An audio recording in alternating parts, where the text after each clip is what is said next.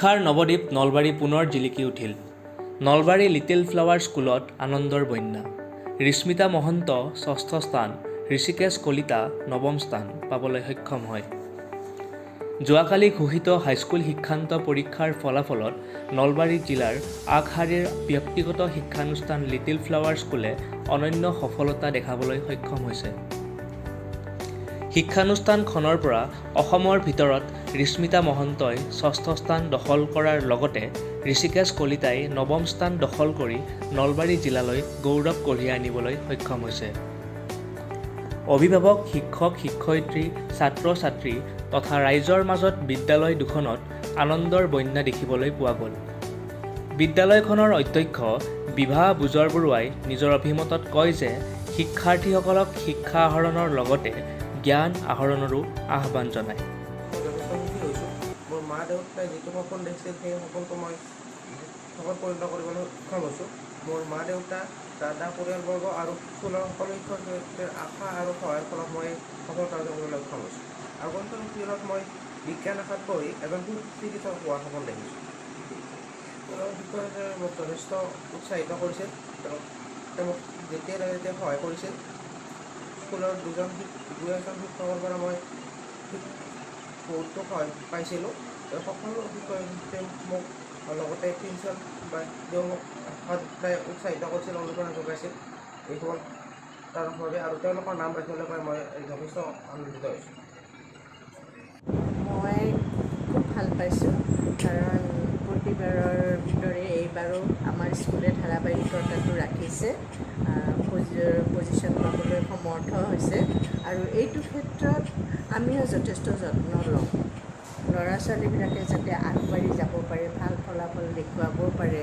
শিক্ষক শিক্ষয়িত্ৰীৰ লগতে আমিও প্ৰতিটো ক্লাছৰুমত গৈ পেলাই তেওঁলোকৰ ভালকৈ পঢ়া শুনা হৈছে নে নাই, আমি অভিভাৱকসকলক মাতি কাৰোবাৰ যদি আৰু পঢ়া শুনাৰ ডেভেলপ কৰিব লগা আছে সেইবিলাক বিষয়ে আলোচনা কৰি আমি যাতে তেওঁলোকে ভাল ফলাফল দেখুৱাবলৈ পাৰে তাৰ কাৰণে আমি বহুত যত্ন লওঁ। আৰু মই ভাবোঁ ইয়াৰ লগতে আমাৰ ছাত্ৰ ছাত্ৰীসকলেও বহুত কষ্ট কৰে, আৰু শিক্ষক শিক্ষয়িত্ৰীটো আছেই। শিক্ষক শিক্ষয়িত্ৰীসকলে যথেষ্ট কষ্ট কৰে। তেওঁলোকক এক্সট্ৰা ক্লাছ, আমিতো যোৱা বছৰ এটা কাম কৰিছিলোঁ, ডাউট ক্লিয়াৰিং ক্লাছ বুলি এটা ক্লাছ দিছিলোঁ, যাতে কোনোবাৰ কিবা বুজা নাই বা বুজিবলগীয়া থাকে তেওঁলোকে যাতে সুধি ল'ব পাৰে।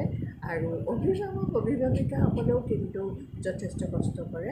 তেওঁলোকক আমি যিদৰে কওঁ যে এওঁৰ অলপ এনেকুৱা এইটো ছাবজেক্টত অলপমান যত্ন ল'ব লাগিব বা অলপ আগবঢ়াই নিবৰ কাৰণে আপোনালোকে অলপ সহায় কৰিব লাগিব, অলপ গাইডেঞ্চটো ভালকৈ দিব লাগিব। এইবিলাক ক্ষেত্ৰতে মই ভাবোঁ আমি ধাৰাবাহিকতাটো ভালদৰে ৰাখিব পাৰিছোঁ। জ্ঞানৰ ক্ষেত্ৰত এইটো এটা ভাল প্ৰশ্ন কৰিছে আপুনি। মই সদায় ল'ৰা ছোৱালীক এইটো কথা কওঁ যে অকল কিছুমান কিতাপৰ কুৱেশ্যনৰ নোট পঢ়ি পেলাই মুখস্থ কৰিও বহুতে ভাল ৰিজাল্ট কৰে। তেনেকুৱা ল'ৰা ছোৱালীয়ে ভৱিষ্যতে একো কৰিব নোৱাৰে।